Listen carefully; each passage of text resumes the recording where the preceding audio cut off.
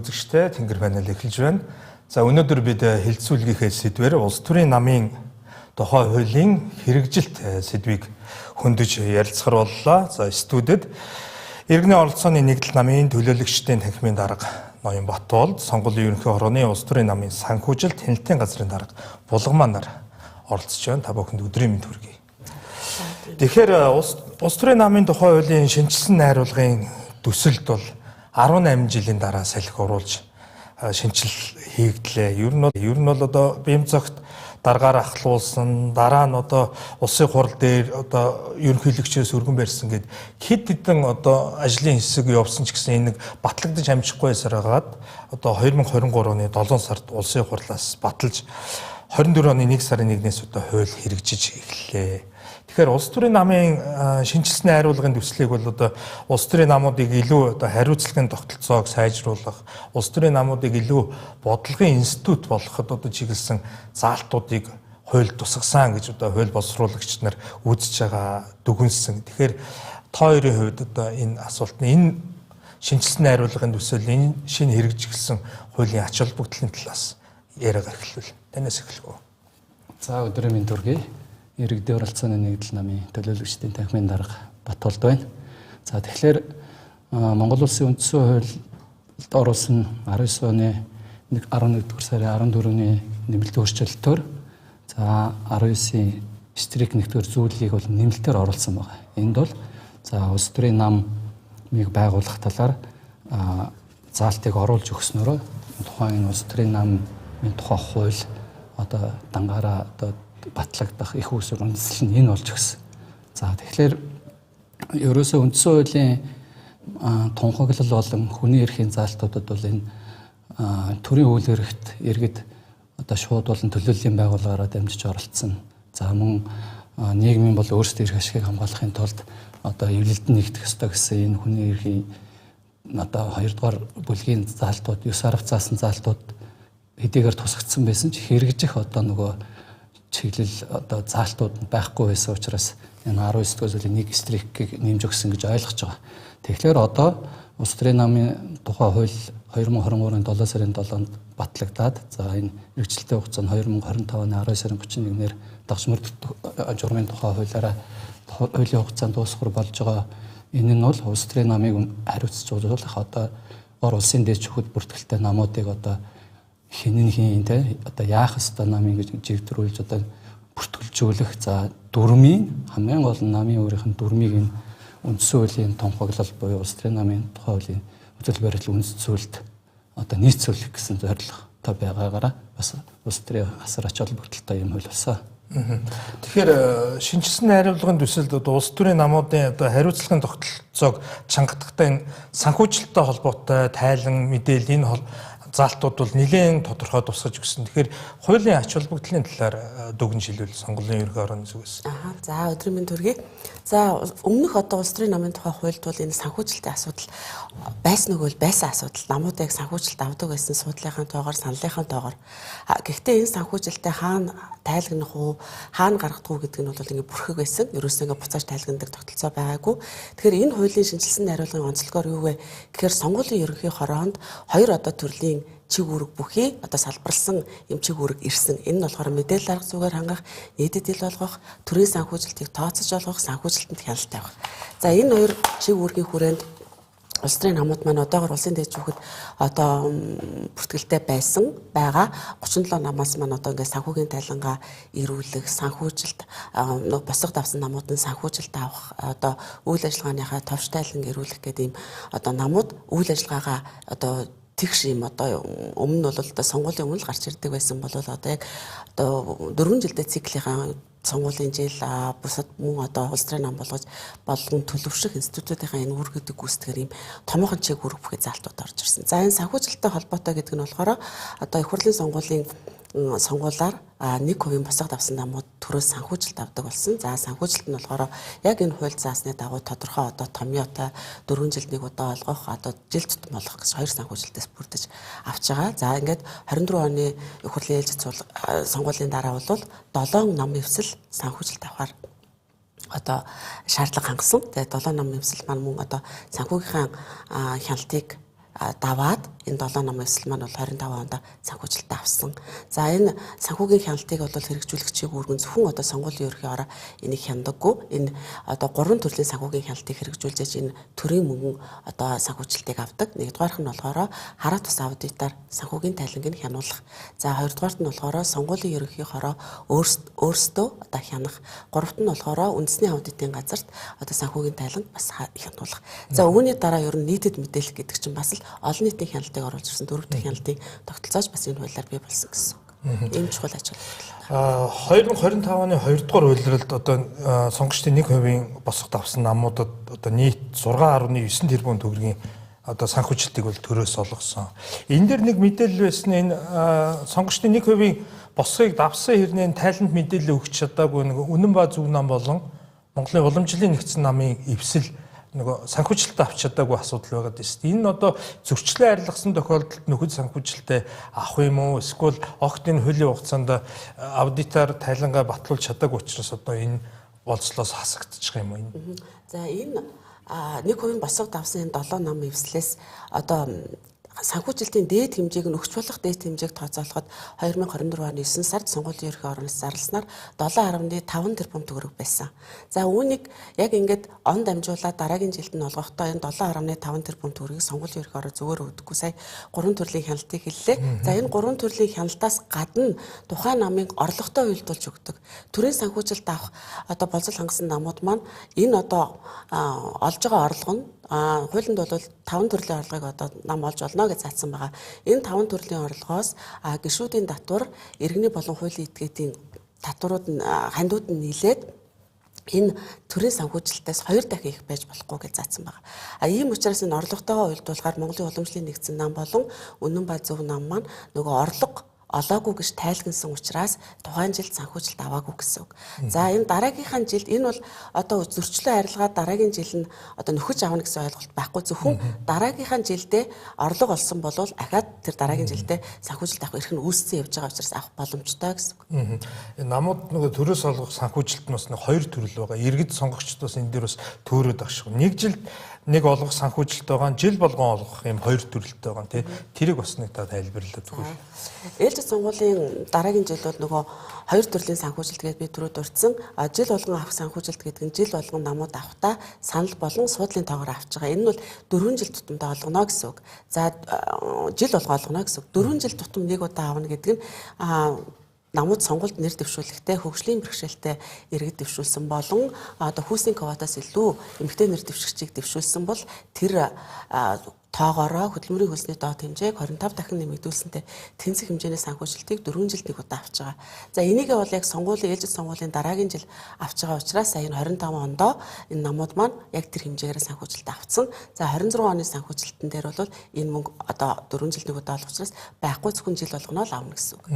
Тэгэхээр Батбол дарга улс төрийн намын тухайлын шинжилсэн найруулгын одоо энэ батлагдсан хууль одоо парламент судалгүй намууд одоо шинээр байгуулагдаж бүрэлдэн тогтж байгаа намуудад одоо энэ том одоо нэг тогтцсон байгаа энэ 2 том нам байна. За парламент 8 судалтай болсон одоо 3 дахь хүчин ч юм уу эднэртээ одоо тэгш өрсөлдөх. За энэ төрөөс олгохын санхүүжилт авахын боломжууд тэгш өрсөлдөөний зарчимд хэр нийцсэн гэж та хувьдаа харж байна. Илүү том намуудад давуу тал олгоод эсвэл парламентаас гадна судалтай намуудад энэ тэгшүүлчлэх тал дээр ямар байгаа бол яг одоо практик дээр байгаа хүний хувьд тайлбар өгвөл.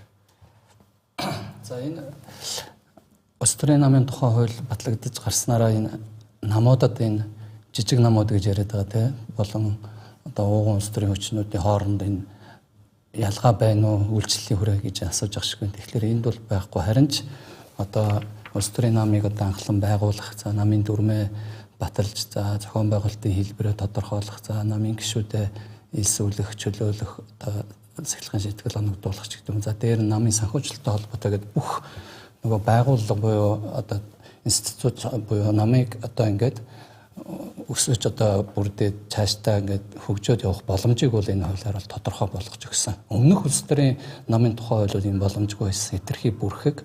За нам гэж юу ямар байгууллагын яах гэдгээ бол зөвхөн улс төрийн намын тухай гэдэг хуучин хуулиар зохицуулсан мөртлөө тэр намын байгууллагад одоо төрөөс энэ санхүүжилт олгох юм уу нам өөрөө үзэл баримтлал үндсүүлийнхээ хувьд ямар байх юм гэдэг нь бол энэ бүрхэг байсан байхгүй. Тэгэхээр одоогийн энэ хуулиар бол аливаа одоо үзэл бодлынхаа одоо нэгдлэр иргэд нэгдээд нам байгуулад ингээд цаашдаа одоо төрийн одоо үйл хэрэгтгээд байгаа үндсэн хууль зааснаар өөрөө шууд болон төлөөллийн байгууллагаараа ингээд дамжуулж үзэл бодлоо илэрхийлэх нөгөө үндсэн хуульд заасан иргэний улс төрийн эрх хэрэгжүүлөө хэрэгжих боломжийг бол ингэж бүрдүүлж өгснөөр бол доод бол дээр нь үндсэн хуульд нам гэдэг энэ институтс өөрөө нам гэж юм байна гэдгээр энэ 19 дистриктэй нэг гэдэг бүхэл бүтэн заалт оруулаад ирснээрээ энэ нам гэдэг байгууллага ерөн төрийн үйл хэрэгт оролцоо нь тодорхой байх юм. Заавал төрийн үйл хэрэгт оролцохдоо намаар дамжих систем байна гэдгийг бол агуулгаар нь баталж хууль санаачлагч өөрийнх нь гол үзэл баримтлал нь энэ байсан бол гэж бодож байгаа. Улсын дээд шүүгт бүртгэлтэй 37 намаас 29 нам нь бол дүрмийн өөрчлөлтөө бол өнгөрсөн оны 12 сард багтааж ирүүлснээс бол нэг нам нь бол яг улсын дээд шүүхээр дүрмээ бол ондоо багтааж батлуулж чадсан нь бол танаа иргэний оролцооны нэгдэл намаа. Тэгэхээр ер нь энэ хуулийн одоо дагаж мөрдөгч журмыг хэрэгжүүлэхэд одоо хүндрэлтэй болон ойлгомжгүй байсан заалтууд юу вэ? Олон ч нам дээд шүүхтээрээс нөгөө дүрмийн өөрчлөлттэй холбоотой асуудал нь буцаагдсан харагдсан л да. Яг практик дээр ямар асуудлууд байв? Тийм манайх иргэдийн оролцооны нэгдэл нам. Иргэдийн оролцооны нэгдэл нам бол 2022 оны 3 дугаар сард анх одоо улс төрийн нам болоход улсын дээд шүүгт бүртгүүлж үйл ажиллагаа явуулж байгаа. Дөрөв дэх жилдээ үйл ажиллагаа явуулж байгаа ийм одоо нам. За нам өөрөө энэ шинэ хуулийн дагуу намын дүрмийн шинжилэн батлуулахад хамгийн гол дэвсгэр суурь болж өгсөн хүчин зүйл юу вэ? Хамгийн одоо анхны дүрмийн шинжил батлуулсан нам болж ингээ урагшаа алхахад юу нөлөөлсөн бэ гэхлээр энэ намыг анх санаачлагч үүсгэн байгуулагчд гэдэг хүмүүс байгаа шүү дээ тийм ээ. Намын одоо их хурлаараа энэ дүрмээ хилцэж батлаад улсын дээд шүүгт бүртгүүлсэн буюу энэ санаачлагч Сэдэв Дамбай оюун гэрлэгч хүн байдаг. За мөн үүсгэн байгуулагч нар анх энэ намынхаа суурийн дүрмийг одоо баталж одоо зохиохдоо үндсэн хуулийн нөгөө нэг тунхаглал болон за хүний улс төрийн эрхчлөө гэж ямар байх ёстой гэдгийг бүрэн дүүрэн ойлгож энэ суур дүрмэндээ анхалж тусгаад өгсөн байсан учраас сая энэ улс төрийн намын хэрэгжилттэй улс төрийн намын тухай хэрэгжилттэй холбоотой дахиж дүрмээ шинжилж бүртгүүлэхэд бол манай намын тухайд бол бас тийм хүндрэлтэй асуудал биш байсан бол суур ундаан сайтай учраас гэж ойлгож байгаа. За энэ намын дүрмээ бүртгүүлж чадаагүй байгаа намууд ямар шалтгааны улмаас бүртгүүлээгүй байгаа буцаагдаад байгаа вэ гэдэг бол бас улсын дээд шүүхээс одоо бий төлөвлөгч ирсэн бол тайлбарлах байсан бол зүгээр. Миний хувьд бол манай намын хувьд бол дүрмээ одоо бүртгүүлэх хүсэлт өргөдлөө өгөөд 4 удаа буцсан. За тэгэхээр энд бол нэгдүгээрт үндсэн хуулийн нөгөө тунхаглал байгаа шүү дээ тийм ээ. Монголын ард түмэн бид Монголын тусгаар тогтмол үндэсний аюулгүй байдлыг баттган бэхжүүлнэ, хүний эрх хэрэгчлөөгөө эрхэмлэн дээдлэн, за түүх соёлоо өвлөн нандагнан, за олон улсын одоо энэ ололт амжилтыг одоо хүндэтгэж үзээд их орондоо хүмүүнлэг иргэний арчилсан нийгмийг зохицуулалтад байгуулна гэсэн ерөнхий тунхаглал байгаа байхгүй. Энэ тунхаглал маань өөрөө тухайн намын дүрмийн үзэл баримтлал, үзэл санааны гол суурь болж их. Энд тулгуурлаад одоо намын дүрмийнхаа үзэл баримтлал, үзэл санааг бол хийж чадж байгаа юу гэдэг дээр нэг асуудал байгаа. Хоёрдугаарт энэ олон жил болцсон эдгээр намууд энэ улсын одоо хурлаа байн хуралдуулаад авах их төвөгтэй нөгөө гишүүдэд цуглуулах олонхоор шийдэх асуудал. За тэгэхээр төлөөллийн төв байгуулах та юу вэ? Тэр төлөөллийн төв байгууллагаас мөн хуралдуулж чадж байгаа юу гэдэг энэ процессын асуудлууд дээр улсын дээд шүүх зөвхөн дүрм одоо юу гэдгийг тийм ээ гэж шаардах бичиг баримтыг гэж шаардахаасаа илүүтэйгээр бас тэр дүрмээ баталж байгаа процесс нь өөрөө хуулийн дагуу явагдаж байна. Нөгөө хурлаа эрсцээрээ хуралдуулж чадж байна уу? За хуралдсан ирсэн тэр хурал нь яг бодит байдал дээр үнэн явсан байна уу? Танхимаар явж, цахимаар явж гэдэг байдлаар тэрийг бас давхар хардаг байхгүй. Тэн дээрээ бас болон редакцийн бас алдаа, бичиглэлийн алдаанууд үйл буцдаг. Ийм зүйлүүд анзаарэгдсэн. Тэгэхээр иргэдийн оролцооны нэгдэл намын нэг онцлог бол манайх бүх одоо хурал сургалт бол одоо танхим болон цахим гэдэг хэлбэрээр өөрөөр хэлбэл анх энэ намыг байгуулахдаа суур нөгөө хуралдах сургалт зохион байгуулахын асуудлаа энэ платформ дээр цахим хэлбэрээр одоо хийж чадсан юм нам байна. Өөрөөр хэлбэл иргэдийн оролцооны нэгдэл намд одоо эсгэж байгаа гишүүн бол зөвхөн Ион нам гэсэн апыг татал цахимаар өргөдлөөгөө намд эсэж байгаа жишээтэй. За намын гишүүд тодорхой хурал боллоо гэхэд одоо цахимаар хуралчин, танхимаар хуралчин гэрээсээ оролцох боломжтой. Энэ суурь одоо угаасаа улс төрийн намын тухай хуулийг цахим ашиглаж болно гэсэн заалтч байгаа учраас энэ хүчин төгөлдөр энэ цахим платформыг бас илүү ашиглаж чадсанаар бол намын нөгөө 4 удаа буцсан ч гэсэн дараа нь хуралдуулахад асуудал байгаагүй. Энэ дээр бол маш тавуу талтай урагшаа бас нэг алхам урд явж байгаа юм жишг ном гэж ойлгож байгаа. Тэгэхээр булгамаа дургаа энэ төрөөс намуудыг энэ санхүүжилт урамшууллын одоо энэ дэмжих зохицуултуудыг бол тусахтаа бас хариуцлагын тогтолцоогч нэлээд чангатж өгсөн. Энэ дээр бас намууд 2 жилийн хугацаанд тайлант мэдээлэл өгөөгүй болон 2 удаагийн сонгуульд дараалж одоо сонгуульд оролцсон улс төрийн сонгуульд оролцоог бол намыг одоо түтгэлзүүлэлт идэвхгүй тооцох юм заалтууд байгаа шүү дээ. Энтэй холбоотой бас та нэг мэдээллүүдийг өгөөч. Одоо энэ 2 жил дараа тайлангаа өгөөгүй намууд энэ 2 сарын 10-ны дотор мэдээлэлээ тайлангаа өгөх боломжтой гэж мэдээлэл байгаад байсан. Энэ дээр тайлбар өгвөл. За улс төрийн намын тухай хуулийн шинжилсэн хариулга дээр намыг идэвхгүй тооцоохын 3 зохицуулт байгаа. За түүний нэг нь болохоор яг энэ 2 жил дараалан санхүүгийн тайлангаа сонгуулийн ерхий оронд ирүүлээг бол гэсэн заалт. За энэний заалтын дагуу 2024 оны санхүүгийн тайлангаа 25 оны 2 сарын 10-ны дотор ирүүлэх ёстой байснаас 37 намаас одоо 9 ном ирүүлээгүй одоо өмнөх жил гэсэн үг. За энэ 25 оны бүтэн жилийн санхүүгийн тайлангаа энэ 26 оны 2 сарын 10-ны дотор ирүүлэх ёстой. Тэгэхээр одоо 2 сарын 10-ны дотор ямар намууд маань санхүүгийн тайлангаа ирүүлэхгүй нөгөө ирүүлээгүй байсан 9 намууд маань одоо ахаад ирүүлээгүй тохиолдолд одоо намыг идэвхгүй тооцох одоо ирэх хүсэж байгаа гэсэн үг юм. Эдгээр өсөн нам. Тэгэхээр идэвхгүй тооцно гэдэг нь бол одоо татан боогдно гэсэн үг бол биш тийм ээ. Энэ нь бол тэгэхээр зөрчлөө арилгасан тохиолдолд энэ намууд эргээ үйл ажиллагаа сэргэн. Тэгэхээр одоо яах вэ? Процессын хувьд улсын дэд шүүхтэр зүгээр намын үйл ажиллагааг идэвхгүй тооцогдож юм аа яах вэ? Улсын дэд шүүхтэр идэвхгүй тооцно. Манайх одоо энэ санхүүгийн тайлангаа ирүүлээгүй гэсэн мэдээлэлээ улсын дэд шүүхэд төрүүлнэ гэсэн үг. Тэгэхээр одоо за энэ хугацаанд одоо хуулийн болцлоо хангаагүйгээс үүдэлтэйгээр идэвхгүй тооцуулсан намууд одоо намуудын одоо ингээд олон нийтийн сүлжээнд хуудас пэйжүүд байдаг шүү дээ. Энэ дээр одоо намын бэлэгдэл нэр албан ёсны тэр мэдээллүүдээ явуулаад эхлүүл яах вэ? Эсвэл ингээд намын нэг юм пэйжүүд байгаа гэдэг шүү дээ. Энэ дээр ингээд мэдээлэл яваад байхад тэр нь хууль зөрчсөндөө тооцогдоод явах уу? Намын альва нэр ашиглах, намын одоо нэр барьж одоо албан тушаалтнууд нь тэнд ярьцлагын тэр өгөхөд энэ асуудал тэр хяналтын тогтолцоо хэрэг байна. Хяналтын тогтолцооны хувьд болохоор зөрчлийн тухай хууль болон одоо улс төрийн намын тухай хуулийн шинжилсэн найруулга дээр санхүүтэй холбоотой болвол хэд хэдэн заалт байдаг. За санхүүтэй холбоотой заалтаас бол одоо төрийн санхүүжилтийг буруу зарцуулсан болвол одоо дараагийн санхүүжилтээс бутаан суутгах ч юм уу. Зөрчлийн тухай хууль дээр болохоор яг зөвхөн санхүүтэй холбоотой зохицуулт нь болохоор ингэж орж ирсэн байдаг. Нөгөө нэг дансаа ашиглаагүй мөн одоо хандваа хэтрүүлж авсан эсвэл хандваа одоо бэлэн мөнгөөр авсан тохиолдолд тухайн зохицуултыг 2 дахин их одоо мөнгө хэмжээгээр торгоно гэсэн зохицуулт байдаг. Яг одоо буцаад сэргэх тохиолдол дээр нэр усаа ашиглах энэ зохицуулт дээр бол 2 жил дараалан санхүүгийн тайлангаа ирүүлээгүй зөрчлөө харилцсан бол буцаад идэвхтэй тооцно л гэсэн зохицуулт. Тэгэхээр Батбол дарга энэ улс төрийн намын тухай хуулийн шинэ хуультай холбоотойгоор энэ ЖУК-ийн алдар жахлан гишүүн энэ бас нэг хуульд нэмэлт өөрчлөлт оруулах нэг хуулийн төсөл бас яригдаад байгаа юм билээ. Хаврын чуулганаар оруулах тухай бас яригдж байгаа гэсэн мэдээлэл байсан. Энэ юу гэхээр энэ улс төрийн нам нэг одоо данстай байх нь олон асуудал үүсээд байна. Тэгэхээр энэ нэг юм 2 тусдаа данстай болох, хорон нутгаа ч юм уу ингээд 2 тусдаа данстай болохгүй бүх юм нэг дансаар нэг босоо дансаар явахаар бас нэг юм том намуудад асуудал үүсээд байна гэж хэлсэн л да. Тэгэхээр энэ улс төрийн намын төлөөллийн үед та энэ дээр ямар байр суурьтай вэ? Ер нь нэг данстай байсан амар байна уу? 2 3 данстай байж иж энэ асуудал нь илүү одоо тайлангаа явуулахад амар болохоор байгаа болов. Тэгэхээр улс төрийн намын тухай хуулийн шинжилсэн найруулгад бол ерөөсөө намын гишүүдийн татвар болон хандив за хуулийн этгээдээс авах хандив бүх энэ орж ирж байгаа орлого бол ерөөсөө нэг дансаар явагдах ёстой гэж заасан.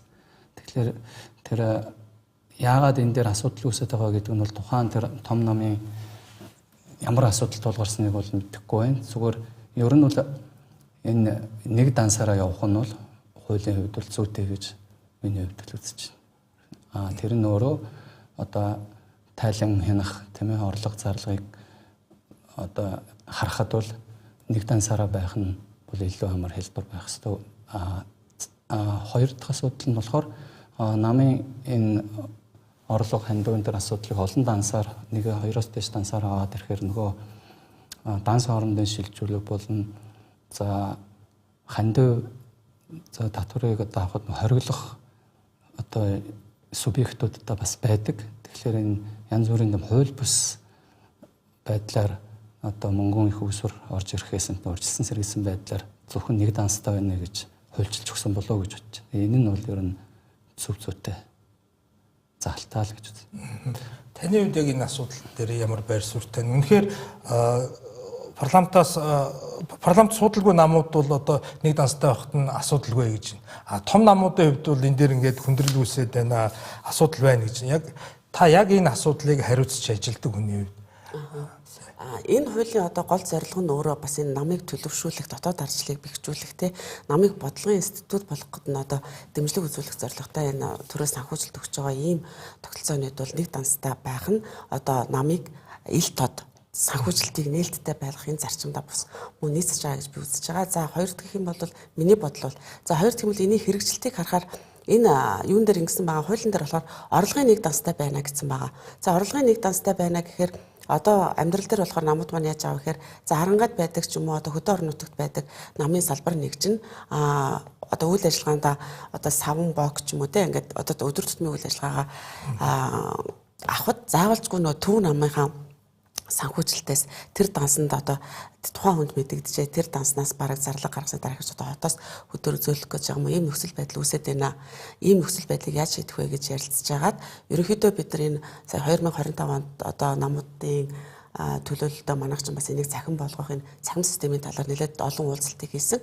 Энэ уулзалтаараа бид нар юу гэсэн бэ гэхээр орлогын нэг данстай бай нам бүх орлогоо авдаг яг нэг дансаа төв данс банкн дээр төв нам дээр байлгая. За зарлагын гэдэг үг байхгүй байгаа учраас салбар дэзүүдтэй зарлагын данстай байлгаад тэрэндээ төвөөсөө яг тэр одоо төсөв баталж байгаа юм шиг одоо савн банкны жилийн төлөвлөгөө нь юу гэдгийг төсөв нь одоо энэ харангаан одоо тухайн нэг нам одоо 15 мянган төгрөгийн төсөвтэй гэхэд тэрийг өгдөг. Тэр нь яг тэр 15 мянгаараа яг тэр тухайн зориултынхаа савн банк ч юм уу намынхаа үйл ажиллагааны зарлыг гаргаж зохицуултаа хийя.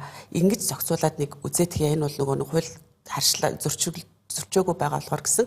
Тийм учраас бид нар бол энэ 25 онд за тэр зүйлийг баримтлаад хийж байгаа гэж бодож байгаа. Дээрээс нь бид нар сая 11 сард 12 сард сая намуудыг төлөөлөлтөд бас энэ цахим систем хөгжүүлэлтийн талаар ил тод байдлыг хангалтаар уулзахад ер нь бол намууд зарим нэгэн одоо орон нутаг салбартай намууд бол бас яг ийм хэмжээгээр зохицуулж байгаа гэж байгаа. Тэгэхээр нэг дасны одоо энэ байдал бас хэрэгжиж чадчихээн болж байна гэж харж байна.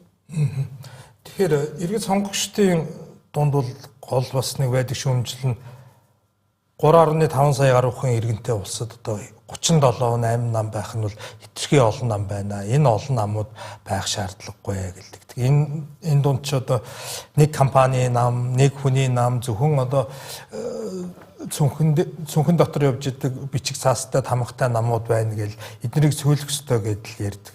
Тэгэхээр энэ шинэ хуулийн одоо хэрэгжилтээр бол улс төрийн нам бол бодлогын нэг think tank байгууллагатай байх ёстой, төлөөллийн нэг байгууллагатай байх ёстой гэд улс төрийн үзэл баримтлалын хувьд тодорхой одоо үзэл баримтлалаа тусгасан тунхагласан байх ёстой гэл заалтууд байна л да. Тэгэхээр танаа намын хувьд одоо яг энэ хуулийн заалттай холбоотой энэ хэрэгжүүлэлт хэр хангагдсан байна. Орон нутгууд дахь танаа салбар зөвлөлүүд ямар байна? Гишүүнчил одоо хэдэн гишүүнтэй байна? Идэвхтэй үйл ажиллагаа, намын аппаратын хэрэгжилтийн тухай та бас нэг тайлбар өгвөл тийм ээ. Өөрийнхөө жишээнээр ярил. За манай нам бол иргэд оролцооны нэгдэл нам бол одоо 6000 албан ёсоор одоо ап буюу аппликейшн дээр бүртгэлтэй 6500 иргэн байгаа гишүүнчлэлтэй. За нийтдээ 130 салбартай өөрөөр хэлбэл одоо 4 аймаг нийслэл 9 дүүрэгтэй танхимтай ингээд үйл ажиллагаа өрнөж байгаа юм байгууллага нам гэж ойлгож байна. За намын хувьд бол намын дүрмээ шинчилж бүртгүүлэхдээ бол энд бол намын үзэл баримтлал үнэт зүйлс гэдэг бол чухал байх ёстой гэдэг зүйл бол нэгдүгээр тавьсан. Өөрөөр хэлбэл миний өмнө хэлсэн намын дүрм маань нэгдүгээр улс төрийн намын тухай хуулийнхаа заалт за тунхаглал үзэл баримталтай нийцэж явах ёстой. Цаашлаад улс төрийн намын тухай хууль болон намуудын дүрм маань нөгөө бидний байгууллагын гэдэг нийгмийн гэрээ болоод байгаа үндсэн хуулийнхаа үндсэн төрөний хэлэлцсэн 5 тунхаглалтай бол нийлж нийцэж явах ёстой гэдэг байдлаар намын одоо дүрмээ бол үзэл баримтлал үнэт зүйлсийг бол тодорхойлсон. Тэгэхээр намын хувьд бол манайх бол одоо баруун төвийн үзэл баримталтай одоо ийм нам өөрөөр хэлбэл за Монгол Улсын аюулгүй дүүрэн эрхт байдал тусгаард нөхтөл бол Яон намын нэн тэрүүний язгуур үнэт зүйл мөн гэх жишээний үзэл баримтлалаа ингэж тодорхойлж оруулж өгч байгаа нөгөө үндсэн хууль болон улс төрийн намын тухай хуулийн үзэл баримталтайгаа нийцэж байгаа. За мөн ардчлал олон намын тогтолцоо, парламентын засаглал, хүний эрх хэрэгчлөө, Яон намын тууштай хамгаалах ёстой үнэт зүйл гэдэг ингээд 13 энэ үнэт зүйл үзэл баримтлалыг тодорхойлж өгсөн. Дээр нь хуучин хуулиар байгуулагдсан намууд бол энд бол ерөнхийдөө намын дарга буюу дээд бүтц хэтэрхий их эрх мэдэл байсан. Намын даргаас одоо шийдвэрээс бүх зүйл шалтгаалдаг энэ байдлыг өөрөөр хэлбэл задлж улс төрийн намын шимтгсэн одоо энэ найруулгатайгаа холбоотой улс төрийн намын бүтэц зохион байгуулалтын хувьд бол өөрөөр хэлбэл таны сая хэлдэг намын удирдах дээд байгууллага нь юу байхын, төлөөллийн төв байгууллага нь юу байхын, гүйцэтгэх төв байгууллага нь юу байхын, хяналтын байгууллага нь юу байхын, за намын дээрэгдэх бусад байгууллагада юу юуг оруулахын гэдгийг бүгдийн дүрмээрээ тусгаад өгсөн. За тэгэхээр энд болохоор төлөөллийн төв байгууллага гэдэг бол манайх бол одоо жишээ нь төлөөлөгчдийн танхим байна гэдэг одоогоор 104 гишүүнтэйгээр үйл ажиллагааны төлөөлөгчдийн танхимыг 3 жилийн хугацаагаар сонгогдоод ингээ явуулдаг. За өдөр тутмын үйл ажиллагаагаа эрхлэх бол менежментийн зөвлөлгээд байгууллага байна. За намын дээрэгдэх одоо бодлогын асуудлыг авч явах үнэт зүйлийн зөвлөл хэрвээ намын дүрмтэй холбоотой бол хууль амьдралтай холбоотой маргаан гаруул яахын гэдгээр маргаан таслах комисс гэдэг эдгээр бүтцнэгчүүдэд дүрмээрээ тодорхойлцсон.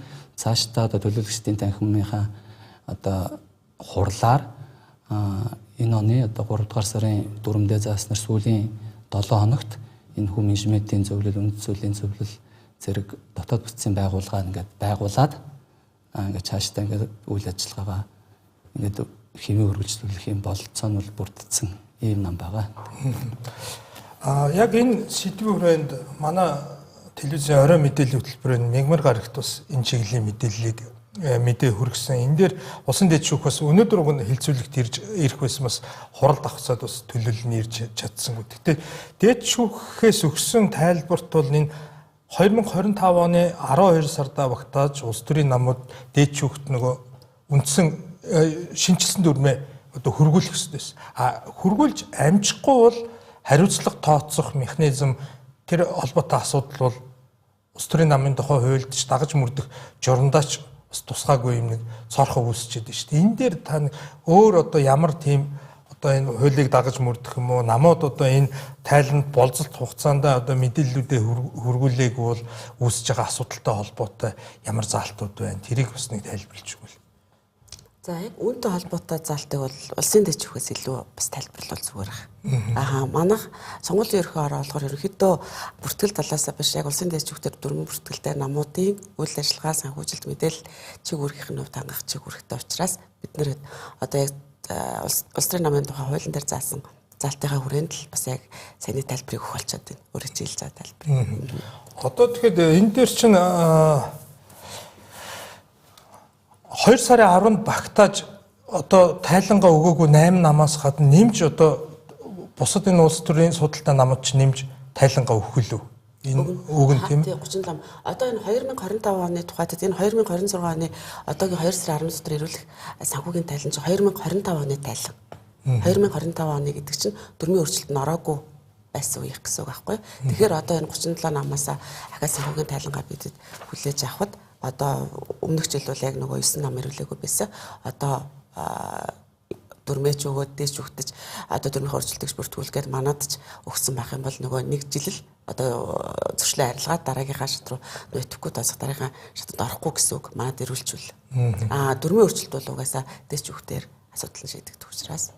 За энэ асуудал дээр нэг тайлбар байна. Тэгэхээр одоо энэ дөрмийнхаа шинжилгээг улсын дэд шүүхэд хургуулаагүй байгаа, бүртгүүлэх хүсэлтэй өргөдлөө өгөөгүй байгаа намуудын хувьд яах вэ гэсэн асуулт гэж ойлголоо. Тэгэхээр улс төрийн намын тухай хуулийг дагаж мөрдөх журмын тухай хууль гэдэг 2023-ын 7 сарын 7-нд энэ үндсэн хууль энэ улс төрийн намын шинжилсэн найруулгатайгаа хамт гарсан хууль байгаа. Энэ хуулинд 2024 оны 12 сарын 13-ны өдөр одоо нэмэлт өөрчлөлт найруулсан. Тэгэхээр энэ одоо өөрчлөлтөөр болохоор нам өөрийн дүрм хөтөлбөр дотоод зохион байгуулалтыг улс төрийн намын тухай одоо хуультай нийцүүлэх арга хэмжээг 2025 оны 12 сарын 31-ний дотор авч хэрэгжүүлэх бөгөөд уг өөрчлөлтийг улсын дээд жүхэд 30 хоногийн дотор хүргүүлнэ гэсэн заалд орсон байна. Тэгэхээр энэ намын дүрмээ шинчлэх, одоо өөрчлөх, хуралдуулж төлөөлөгчдийн анх буюу намын хурлаараа батлах энэ асуудал нь бол 12 сарын 31-ний дотор та нар хийж дуусгах ёстой ямар нэгэн байдлаар. За гэхдээ улсын дээд жүх тухайн тэр өөрчлөлт одоо дүрмийнхээ өөрчлөлтийг өгөх нь 30 хоногийн дотор шүү гэсэн хуулийн заалт гэж ойлгох. Энийг болохоор би хууль зүйн хувьд тайлбарлаж байгаа хуулийн заалтыг. Тэгэхээр одоо 1 сарын 30 хүртэл бол бас улсын дээд жүхэд одоо дүрмийн өөрчлөлтөө бүртгүүлэх төсөл төгрөгдөл өгөх бас боломж бусад нөгөө хэмжээг намууд байгаа юм байна. За 1 сарын 30-наас шууд ингээд улсын дээд жүх тасалбар болгох нь. За улсын дээд жүх тасалбар болгосноос хойш хэд хоногийн дотор бас бүртгэх асуудлыг шийдвэрлэх юм гэдэг асуудал байгаа. Энэ нь бас улс төрийн намын тухай хуулиараа 30 хоногийн дотор улсын дээд жүх шийдвэрлэх ёстой гэж хуулийн заалтуудад бас зохицуулагдсан байна. Тэрнээс бас энэ хуулийн хэрэгжилттэй холбоотой бас нэг хоёр асуулт байна. Нэгдүгээрт энэ яг хар яриагаар л одоо бид нэр яриад нууцлаар энэ жижиг намууд гэж яриад. За энэ парламентод суудалгүй намуудын хувьд энэ сонгуулийн 1% босхийг давж төрийн санхүүжилт авахын боломж болцоог олоход энэ 1% гэдэг үдэ хэр өндөр босго та бүхэн санагч энэ квотууд цуглуулж байгаа. Энэ дээр ч одоо улс төрийн намууд ч 30-аас доошгүй хувийн эмэгтэйчүүдийн оролцоо квот байх хэрэгтэй байна. Нөгөө хөгжлийн бэрхшээлтэй иргэнийг одоо нэр дэвшүүлэх байна. За залуучуудын төлөөлөл энтергийн энэ квот энэ болгоныг одоо дагаж мөрдөхөд яг одоо практик дээр ямар хүндрэлүүд байна. Парламент судалгүй намуудын хувьд одоо энэ болгоныг дагаж мөрдөхөд хэр асуудал байна. Ер нь 1% гэдэг ер нь хэр нам босго вэ? За манай намын хувьд 2024 оны улсын их хурлын сонгуул бол орон нутгийн сонгуульдаас бие дааж өөрсдөө нам оролцсон байгаа. Тэгээд 24 оны улсын их хурлын ээлжид сонгуульд бол манайх бол энэ 0.94% нэг босгохтоос арай хурж амжаагүй. Өөрөөр хэлбэл 48 суудал дээр буюу пропорционал системээр өгдсөн сонгуул дээр бол манай намд бол 13,650 хүн санал өгснөөрөө нөгөөдгийг одоо хувьд шилжүүлэхээр 0.94% байсан учраас нэг одоо хувийн босгоо давж чадаагүй. За мажоритар системээр бол намаас бол 24 оны улсын их хурлын сонгуульд 59 хүн одоо бие дааж одоо иргэнийхээ хувьд тойргууд дээр нэр дэвссэн. Нэг хувийн босхийг одоо хүнд байна, нам байна, өндөр байна гэдэг асуудал бол өнөөдөр яригдахад бас арай болоогүй бол намын тухай хууль маань хэрэгжиж эхлээд удаагүй байна. Зөвхөн хууль батлагдсанаас хойш ганцхан сонгуул өнгөрөөлөө. Цаашдаа намууд одоо бэхжээд за улс төрийн үзэл баримтлал, үзэл санааны хувьд эвлэлд нэгдэх нөгөө иргэдэд татаад нам өөрөө тууштай өөрийн үйл ажиллагаагаа зарчимдаа суйрлаад явуулаад ирж байгаа тохиолдолд тухайн намыг одоо дэмжигчдийн тоо ихэр өсөх үү, за намд одоо ямар хэмжээний одоо улс төрийн лидер орж ирэх өнтер гэдэг асуудлаас шалтгаалаад энэ одоо авч байгаа босхын хувь хэмжээ өөрчлөгдөх баг. Тэгэхээр энэ 1% гэдэг асуудлыг бол өнөөдөр бас өндөр байна, нам байна гэхэд бол бас хэлэх боломжгүй байна. Электорал цааны нэгдэл намын хувьд бол 2024 оны улсын их хурлын сонгуульд 0.94% буюу за босоод авахд бол 0.06 жоохон байдлаар бас туцсан. Гэхдээ анх удаа сонгуульд оролцсон нам гэж ойлгохын хувьд бол бас чамдалдгүй удаа тийм ээ. Ийм үр дүн гарсан гэж ойлгож байгаа. Яг энэ асуултаа уялдуулаад асуухад төрөөс олгох санхүүжилтийн энэ босго заалтууд дээр бие дааж дангаар одоо эвсэл байгуулахгүйгээр бие дааж одоо оролцож байгаа нам болон эвсэл болоод оролцож байгаа намын хооронд одоо харилцан хамаарал одоо хяналт дээр босго дээр ялгаатай зүйл байгаа болов. Сая ялгаатай зүйл нь болохоор сая эвсэл болоод оронгууд нөө хоёр нам эвсэд орсон. За уламжлалын нэгдсэн нам маань бас эвсэж орсон. Тэгэхээр нөгөө яг бие даагаад орсон намаас айлуу эвсэж орсон намууд санхүүжилттэй хуваах болохоор нөгөө эвслийн гэрээндээ нэгдүгээр тусгасан байх хэвээр. Тэгэхээр 24 онд бол сонгуульд орохдоо одоо хууль хэрэгжээд 7 сарын 1-ээс гисэн байсан учраас сонгуул 6 сард болж байгаа болохоор эвслийн гэрээндээ манай хоёр одоо эвсэл маань шаардлага гэсэн эвсэл маань нөгөө санхүүжилттэй хуваах талаар ер нь тусгаагүй байсан. Тэгээ 25 онд энэ санхүүжилт эвслийнхаа гэрээнд өөрчлөлт оруулах гэдэг санхүүжилттэй авах талаар жоохон утсан тохиолдол байгаа. Тэгэхээр энэ л одоо саад гарсан уу гэхээс одоо хоорондоо эвслийн гэрээндээ санхүүжилт тусгах. Өөр бол юу гараагүй одоо проблем асуудал гараагүй. За намуудтай энэ хугацаанд сонгуулийн ерөнхий орон ерөнхийдөө уулзалт сургалт хийгээд ажиллахад намууд ерөнхийдөө ингэж хэлдэг. Энэ нөгөө нэг хувийн босго давцсан намууд маань төрөөс санхүүжилт аваад шууд болон шууд бус дэмжлэг авч байгаа. Шууд гэдэг нь болохоор саяны энэ нөгөө дөрв болон тухайн жил болго авдаг санхүүжилтийг. Шууд бус дэмжлэг бас энэ хувийн босго давцсан намууд маань авдаг. Энэ шууд бус дэмжлэг нь болохоор одоо үндэсний олон нийтийн радио телевизээр улиралдаа 30 минут үнгүй одоо намын үзэл баримтлал одоо намаа сурталчлан таниулах эрхтэй мөн одоо жилдээ төлөөллийн төв байгууллага юм уу одоо хуралдаан зохион байгуулах заал танхимаар одоо төрийн өмчтэй одоо ийм заал танхимаар үн төлбөргүй хангуулах хэрэгтэй байдаг. Тэгэхээр одоо нэг хувийн босго даваагүй намуудаас бол ихэвчлэн нөгөө энэ шууд бус дэмжлэгийг бас бид нар төх боломжгүй юу гэсэн саналыг л ер нь тавьж байдаг.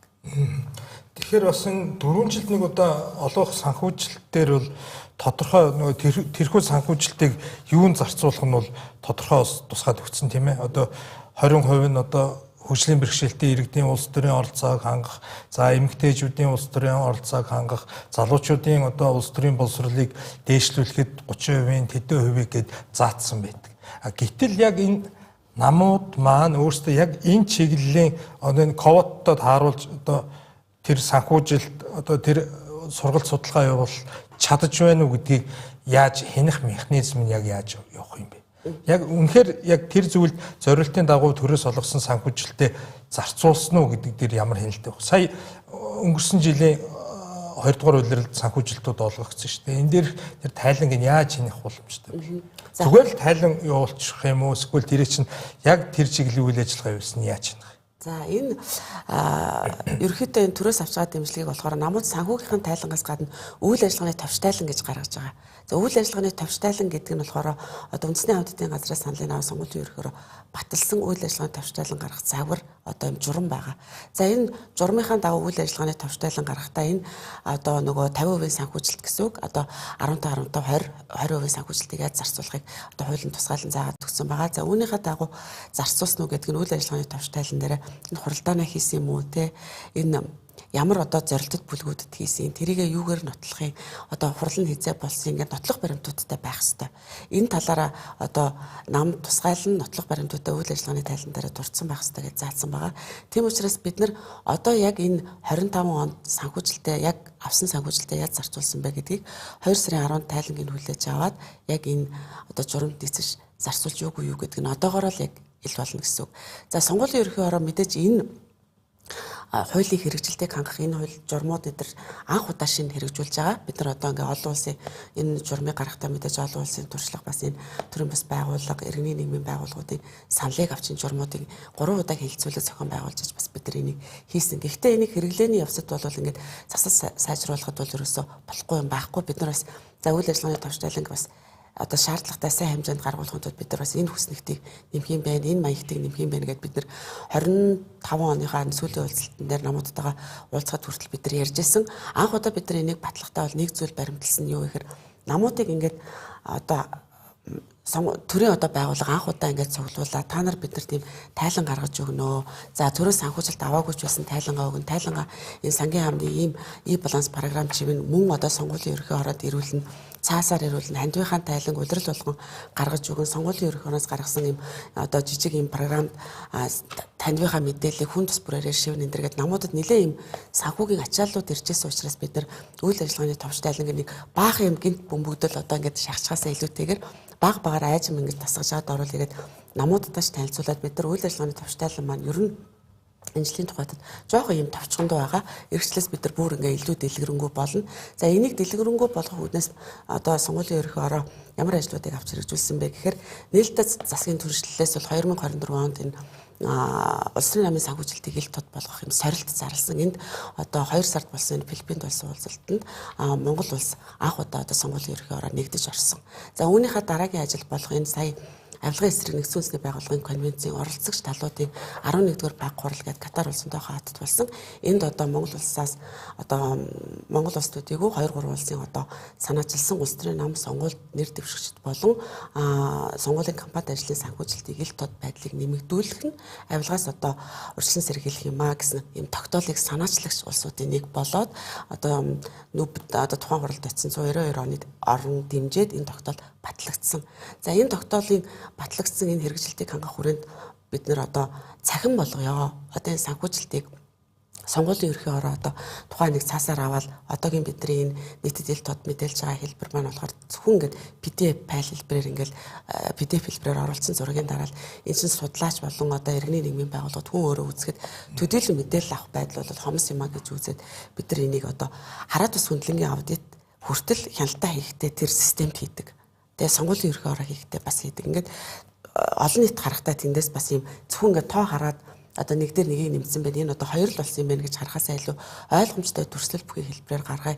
Тэгээ энэ нь цаашаага одоо энэ Монгол улсыг энэ улс төрийн нам одоо сонгуульд нэр дэвшигчид энэ байдлаа бүр санхүүгийнхаа байдлыг ил тод болгоё. Ил тод болгож энэ дотоод арчил энэ бүх зүйлчийн хөгжих юм байна. Дэлхийн улсууд бүгд энэ тал дээр хөл нийлүүлж алах юм байна гэдэг энэ тогтоолд нэгдсэн учраас тэгээ бид нэр энэ санхүүжилтийн санхүүжилтийн системийг хийхээр энэ нэлээд томоохон ажил одоо нээлттэй нийгэм форумтай хамтран Швейцарын хөгжлийн дэмжлэгтэйгээр хэрэгжүүлээ явж байгаа. Тэгэхээр бид нар дараа нь бол хойдонгоос эхлээд бид нар магадгүй 26 оны 4-5 сараас төсөөлж байна. Одоо урьдчилсан байдлаар бол нөгөө хин нэгэн хүн цаасаар гаргаж ирээл ингээл хин нэгэн мэдээлэл ингэхгүй яг тэр системээс бид нар ингээд өөрснөө хардаг, хямдаг, болд гэдэг хүн одоо хандив өгсөн байлаа гэхэд ямар намд хэдэн төгрөгийн хандив өгсөн гэдэг нь хинч хүн ороод үзэх боломжтой хэлбэрээр бас ингэж хийхийг зорж ажиллаж байгаа. За тэгэхээр энэ санхүүгийн одоо дэмжлэгийг хэрхэн үр ашигтай зарцуулж чадж байгаа вэ гэдэг тал дээр бас хяналт хэрхэн хэрэгжих вэ гэдэг талаар бол энэ улс төрийн намын тухай хуулийн шинжилсэн хариултаас тодорхой бас зохицуултууд орсон байдаг. За мэдээж жилийн одоо тайлангаа бол аудитын байгууллагаар дүгнүүлж гаргуулна. Сая хэлсэнчлэн явцын тайлангуул тухай уран гаргаж өгөх нь.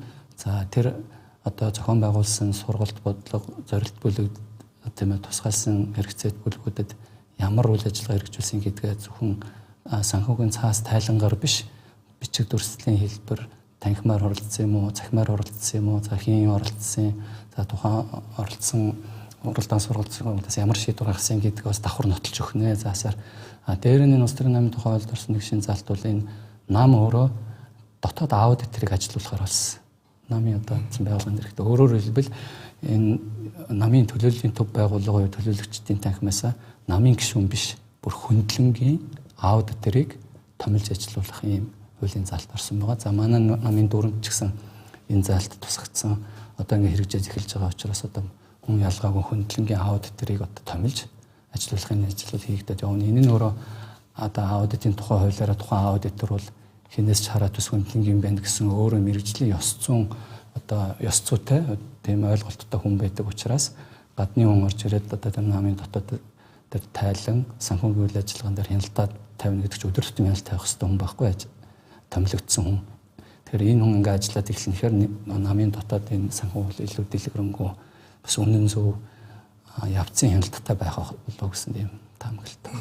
Тэгэхээр шинэ хуулийг одоо баталсан гол үзэл баримтлал бол улс төрийн намуудыг одоо хин нэгэн эрх мэдэлтэн хин нэгэн одоо хөрөнгө мөнгөтэй олигарх юм уу аль нэг одоо компани санхүүжилтийн тэрүүгээр одоо санхүүжилт хандив өгснөөрөө дамжуулж одоо улс төрийн намд бодлогоо тулгадаг аль нэг намыг бас улс төрийн намыг аль нэг компани ч юм уу аль нэг одоо хөрөнгөтэй этгээдийн одоо төрөвчөнд орохоос сэргийлэхийн үүднээс л одоо энэ төрийн санхүүжилтийн системүүдийг энэ иргэдийн сонгогчдын санал авсан байдалтай уялдуулж тогтоосон гэж үзэж байгаа. За энэ дээр бол зарим хүмүүс бол бүх намууд ингээд хүрээс санхүүжилт авдаг нь бол буруу улам л одоо нөгөө улс төрийг одоо намыг одоо бизнесийн байгууллага болох бас нэг юм шалтгаан болно штэ гэдэг харж байна л да. Энэ дээр та яг нэг одоо тухаас намын төлөөллийн хувьд өөрийнхөө бас байр суурийг илэрхийлвэл.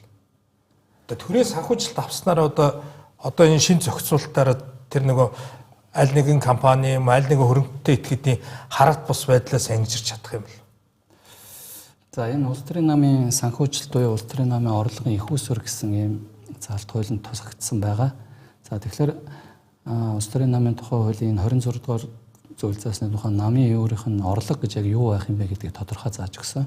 За энд бол нэгдүгээрт бол төрөөс үзүүлэхийн санхүүгийн дэмжлэг гэдэг бол өөр орж ирсэн. За гишүүний татвар хандив, за намын өөрийн хөрөнгө түүнээс олсон орлого, за бусад зөвшөөрөгдсөн орлогоос энэ намын орлого их усэр бүрднэ гэж заасан байгаа. Тэгэхээр улс төрийн намын тухай хуулийн маань өөрийнх нь үзэл баримтлал өөрөө үндсэн хуулийн үзэл баримтлал буюу хүний нөгөө иргэдийн улс төрийн эрх чөлөөг хангахад улс төрийн нам гэдэг байгууллага үндсэн хуульд ингэж орж ирж тусах ёстой байна гэдэг байдлаар энэ 19/1 гэсэн зүйлээр улс төрийн нам гэсэн байгууллага бие даасан юм байгууллага үндсэн хуулийн зохицуултаар байна гэдээ оруулаад заагаад өгчөж байгаа учраас яалтчгүй энэ намын үйл ажиллагаа цаашдаа энэ намыг энэ үсэж одоо боожих те намын энэ үйл ажиллагаа төлөвшөхөд бол төрөөс ямарваа нэгэн байдлаар энэ тухайн намын явуулж байгаа үйл ажиллагааных нь үр дүн тооцно гэдэг бол мэдээ сонгуулаар л үр дүн тооцогдно. Иргэдтэй хэрхэн ажилласан юм, хэрхэн улс төрийн намын үзэл баримтлал үзэл санаа нь иргэдэд таалагдж байгаа гэдэг байдлаар дүнгээ тавиулах учраас энэ нөгөө түрүүний яриад байгаа нэг үеийн босох гэдэг байдлаар санхүүгийн дэмжлэг авч байгаа байдал нь бол жижиг намуудыг бол бас цаашдаа ингээд өсөж дэвчгэд бас нөлөөтэй. Ингэснээр бас том намуудаа бас цаашдаа өрсөлдөх төр нөхцөл суур одоо боломжийг нь бас бий болгож өгч байгаа учраас энэ үлс зөв зүйтэй зохицуулт гэж нам жижиг намын хувьд л үзсэн. Энэ дээр бас нэг зөврүүлж асуух нэг факт байгаа нь улс төрийн намууд одоо санал суудал сонгогчдын санал авсан байдлаараа төрөөс санхүүждэг болохоор нөгөө өрсөлдөөний зарчмын хувьд ч гэсэн одоо жишээ нь ардын нам гэхэд 2025 он төрөөс хамгийн их санхүүжилт авсан 2.8 тэрбум төгрөгийн санхүүжилт авсан. Энэ эрх мэдэлтэй эрх баригч том нам санхүүгийн боломж өндөртэй хандивлагч гишүүдийн татвар өндөртэй нам дахиад одоо хамгийн их санхүүжилт аваа явах нь нөгөө жижиг намуудын боожих нэг ижил гараанаас өрсөлдөхөд хэр нөлөө үзүүлэх юм бэ? Энд чинь дахиад нөгөө төрд очиод эрх мэдэлд очиод мөнгөн дээр суудаг, төсөв мөнгөн дээр суудаг. Давхар одоо сонгогчдын авсан байдлаараа дахиад нам санхүүжилт аваа яваад ахарч нөгөө жижиг намууд ижил төвшөнд өрсөлдөхөд яах вэ гэдэг юм шөөмжил гарч ийн л да. Энэ дээр бол хоёрт санал авсан санхүүжилт авсан намд жишээ нь одоо сөрөг хүчин арчилсан нам байх жишээ нь л дээ. Энэ дээр та бас тайлбар өгвөл. Тэгээд нэгэнт одоо батлагдаад мөрдөгдөж байгаа хуулийг бол одоо дагаж биелүүлэх нь бол бас улс төрийн намуудын үүрэг байгаа. Тэгэхээр энэ дээр бол ер нь юмыг нөгөө хоёр талтай бас авч үзнэ гэдэг ойлголтынхаа өрөөнд бол таны хэлээд байгаа зүйл бол зөв. Улс төрийн одоо ууган хүчтэй олон гишүүнчлэлтэй одоо нэрхэж байгаа нам бол тэр байдлаараа далимдуулж эргээд төсвөөсөл гэсэн үг шүү дээ. Чинь төсвөөс одоо хөрөнгө их усрын зарим хэсгийг бий болгож тэрүүгээрээ дараагийн сонгуульдаа одоо өрсөлдөх одоо санхүүгийн боломжоо бий болгож байгаа ч гэдэг юм уу, ийм байдалтай ойлголт бол байгаа. Гэхдээ нөгөө талдаа энэ 1% буюу төрийн санхүүжилтад хүрэхийн тулд тухайн жижиг намууд өөрсдөө яах ёстой, ямар байдлаар улс төрийн одоо энэ тавцанд хөлөө олох уу, өсөж хөгжих ёстой вэ гэдэг дээр бас өөрсдийнхээ одоо тэр намын үйл ажиллагааг бас идэвхжүүлэх зорилготой бас сайн дэвшүүлж үйл ажиллагаагаа идэвхжүүлэх одоо шаардлагатай л гэж харах нөгөө талаас гэж ойлгож байна. Нэг яг ган 1% ч одоо яг процентоор нь тооцоод үзвэл 1% дээр жишээ нь жилд хэдэн сая төгрөгийн санхүүжилт юу ногж байгаа юм бэ? Энэ одоо тухайн намуудын үйл ажиллагаанд явуулахад хэр хэмжээний мөнгө бол яг 1% дээр хэдэн төгрөгийн санхүүжилт оногддог вэ гэдэг нь бас иргэдэд сонирхолтой байж магадгүй л дээ. 1% дээр оногддог гэхээр нөгөө энэ төрийн санхүүжилтийг олох томьёо байгаа байхгүй юу? За томьёоныхоо дагуу бодогдож байгаа энэ хөдөлмөрийн хөлсөд уялдуулсан томьёо. Тэгэхээр одоо нам болгоны нөгөө авсан саналын тоогоороо янз бүр гэсэн үг байхгүй. Жишээ нь одоо нөгөө Монгол Ардын нам гэхэд одоо 500 гаруй хүнийтэй ингээд Ардын нам гэхэд 400 гаруй түрүү Батбол дараалсан манайх гэдэг 139,700 ингээ энэ хүнийхээ нөгөө хувьчлаад одоо энэ томьёог бол ингээ хоёр хуудасаас энийг нөгөө ингээ хувьчлаад ботхоор тэд тэгэхээр ингээ хуулийнхаа хувьтай хувиа тооцоолоод яг нэг бүрчлэн болоос тийм юм. гаргасан бүхэл тоогоо л яг хөдөлмөрийн үйлсэд үржүүлчихэж байгаа гэсэн. Тэр нь бүхэл тоогоо гаргаж ирж байгаа. Сая бас улс төрийн намын хандив гишүүдийн татвартай холбоотой асуудлыг Батболд дарга бас хүндсэн. Ер нь яг улс төрийн намын тухай хуульд яг хандив болон улс төрийн намын гишүүнчлэлийн одоо татвар хоёр дээр яг тусгайлан заагдсан болзол хэмжээ дүн тэрийг наривчлсан юу гэж хуульд ер нь тусгасан байна. За хандивыг гэхэд жишээ нь тухайлбал улс төрийн намын тухай хуулийн дээр хөдөлмөрийн үйлсний доод иргэнээс өгөх хандивын хэмжээ хөдөлмөрийн үйлсний доод хэмжээг 12 дахин нэмэгдүүлсээс илүү байж болохгүй. За хуулийн этгээдийн өгөх хандив нь хөдөлмөрийн үйлсний доод хэмжээг 50 дахин нэмэгдүүлсээс их байж болохгүй гэд тухайлан заагаад өгсөн байдаг. Мөн одоо гишүүний татварыг болохоор хөдөлмөрийн үйлсний доод хэмжээний хэмжээнээс за миний санаж байгаагаар 5 шиг санаадаа 5%-аас илүүгүй тогтооно гэд гишүүдийн татварыг тэгээ заагаад өгсөн байдаг болохоор яг одоо тухайн намууд энэ дүрмдээ өөрчлөлт оруулахдаа яг тэр хуультай уялдуулж зохицуултаа яг оруулсан. Хандив одоо жишээ нь жилд одоо компани хуулийн этгээд тэгэхэд жилд нэг удаа байна уу эсвэл зөвхөн сонгуулийн хугацаанд гэж байна уу? Тухайн жилдээ өгсөн хандивын дээд хэмжээл тэр хэмжээнээс идэвхгүй байх ёстой. Иргэнийх нь 12 дахин хөдөлмөрийн үйлсний доод хэмжээг хуулийн этгээд нь 50 дахин үржүүлсэнтэй тэнцэх хэмжээний дээд хэмжээ. Зөвшөөрөгдөх хэмжээ гэсэн. Уучлаарай энэ өнөөдрийн яг сэдвтэй хамааралгүй ч гэсэн одоо сонгуулийн ерөнхий орооны төлөөлөл улс төрийн намын төлөөлөл байгаа учраас нэг юм нийтийн дунд ч юм уу энэ улс төрийн хүрээний нэгний дунд байдаг нэг юм ойлгомжгүй нэг асуудал дээр нэг хариулт авчих гэсэн. Улс төрийн намын тухай хууль болон сонгуулийн тухай хуульд энэ одоо сая 24-ны сонгуулиас эхлээд юм холимог сонгуулийн тогтолцоо руу шилжлээ л дээ. Жигсаалтын гишүүд орж ирээд. Тэгэхээр энэ дээр жигсаалтын гишүүдийг одоо улс төрийн намынхаа үйл ажиллагаанаас эсрэг арга хэмжээ явахад эгүүлэн татах юм заалт тусгагдсан байгаа юу? Энэ чинь тухайн улс төр судалтай намын дарга нь жигсаалтын гишүүнээ эргүүлэн татах эрх мэдэл одоо намын даргад байна уу байхгүй юу? Энэ жигсаалтын гишүүдийг эргүүлэн татахтай холбоотой асуудал нь улс төрийн намын тухай хууль болон сонгуулийн ерөнхий хуульд тодорхой тусгагдсан асуудал байгаа бол та хуульчны энэ дээр тайлбар өгвөл. Энэ талаар бол энэ сонгуулийн хууль болон улс төрийн намын тухай тусгасан зохицуулт байхгүй. Өөрөөр хэлбэл энэ улсын хурлын сонгуулийн тухай хууль бол явагдах тэр тухайн жилээс шилтгаалаад одоо улс төрийн ирэх ирж байгаа нам өөрийн одоо үзмжээр сонгуулийн тухай хуулийг өөрчилж байдаг. Саяных дээр бол мэдээж холимог системээр манайхыг явууллаа.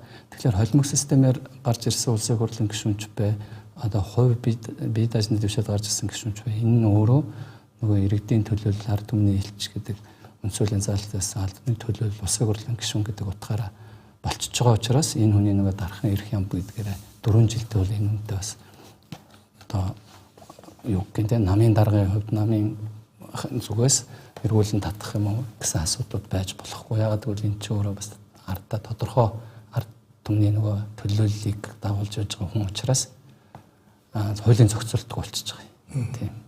Та энэ дээр нэг тайлбар өгөх юм байна. За хуульч хүн тайлбарласан учраас би тий. Хуулийн зохицуулт манай панелийн одоо цаг дуусч байна. Тэгэхээр миний асуулт амжаагүй таны хувьд бас энэ дээр бас нэг тайлбар өгчөө гэж бодож байгаа. Миний асуулт амжаагүй зүйлээ байвал та бас төгсгөлд нь хэлвэл. За ерөөхдөө та бас их зүйлийг асуушлаа. Гэтэ нөө сонгуулийн ерхий орооноос сая бид нар ингээд улс төрийн намуудтай жил гарны хугацаанд ингээд хамтарч ажиллаж байна. Тэгээд бас намууд манаас энэ бидний зохион байгуулж байгаа бидний хуулийг хэрэгжилдэг сонгуулийн ерхий ороо хууль хэрэгжүүлэх байгууллага. Тэгээд бидний энэ хоёр талаасаа хуулийг хэрэгжүүлэх гэдэг бид нар бас тодорхой төвшөнд ойлголцоод бас энэ намуудтайгаа хамтран ажиллаж байгаа гэж ойлгож байгаа. Бас ингээд намууд маань ч гэсэн одоо энэ уулзалт цугларалт бидний зохион байгуулж байгаа хилцүүлэг сургалтын хуулийн талаарх ойлголтыг нэг мөр болгох ойлголтод тогтмол ярьдаг бас 20 гаруй намууд байдаг.